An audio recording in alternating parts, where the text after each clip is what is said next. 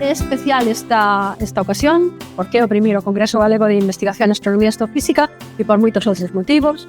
E para chegar aquí realmente fixeron falta moitas mans, moitos apoios, moita axuda, moitas horas de traballo e necesariamente temos que, penso, que do corazón nos sale ao comité científico e ao comité local organizador agradecer estes apoios. Gracias a todo eso estamos aquí. Disfrutar do Congreso, disfrutar da exposición Astrónomas, que está comisariada por Josefina Lin. Parece como que non houve moitas astrónomas na historia. Pois houve moitísimas astrónomas na historia e máis que vai haber, non tedes máis que mirar aquí as estatísticas que nos explicou Carlos Santos.